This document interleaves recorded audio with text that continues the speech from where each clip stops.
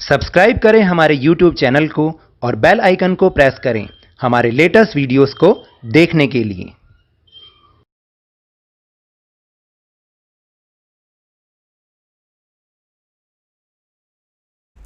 Hello and welcome to Lavneesh sir की class. आज की ये शिक्षा निदेशालय राष्ट्रीय राजधानी क्षेत्र दिल्ली की वर्कशीट नंबर 26 जो कि कक्षा 8वीं के विद्यार्थियों के लिए है। यह ली गई है हिंदी विषय से, जिसमें हम समझ रहे हैं पाठ अकबरी लोटा को। और हमने पिछली बार ये समझा था कि किस तरह से लाला जी छत पर घूम रहे थे इस चिंता में कि पैसों का इंतजाम कैसा होगा। तभी उनकी पत्नी पानी लेकर आई और पानी भी वो लोटे में लेकर आई। लोटा भी ऐसा जो लाला जी को बिल्कुल पसंद नहीं था। और तभी अचानक उनके हाथ से वो लोटा गिर गया। अब आगे, लाला को काटो तो बदन में खून नहीं, ऐसी चलती हुई गली में ऊंचे तिमंजिले से भरे हुए लोटे का गिरना हंसी खेल नहीं। यह लोटा जाने किस अनाधिकारी के झोंपड़े पर काशीवास का संदेश लेकर पहुंचेगा। मतलब जिसके सर पे भी गिरेगा उसका तो बहुत बुरा हाल होगा।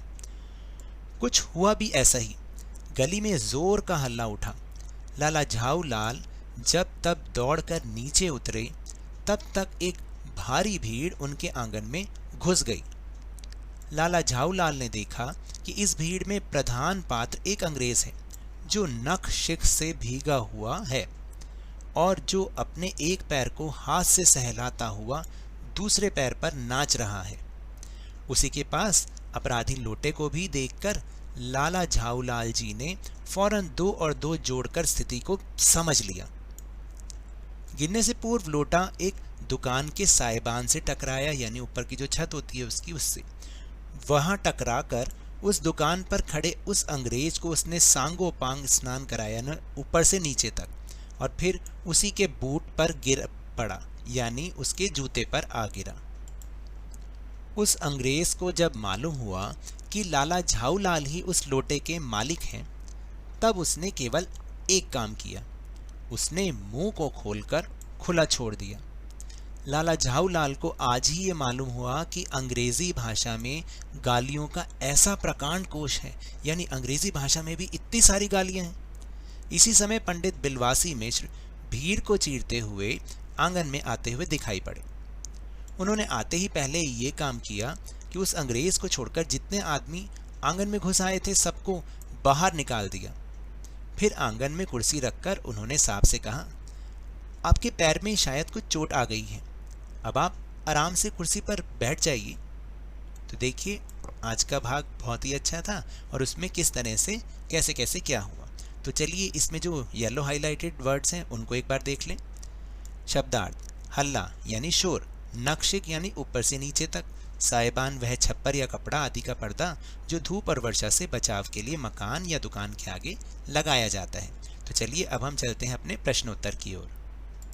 तो पहला प्रश्न है कि पानी का लोटा नीचे गिरने पर लाला झाऊ लाल की क्या स्थिति हुई, कल्पना करके लिखिए। तो देखिए, पानी का लोटा नीचे गिरने पर लाला जी बहुत ज़्यादा सहम गए, यानी डर गए, क्योंकि उन्हें लगा कि अगर यह किसी के सर पर लग गया तो लेने के देने पड़ जाएंगे, और वह ऐसे हो गए जैसे मानो उनमें काटो तो खून नहीं।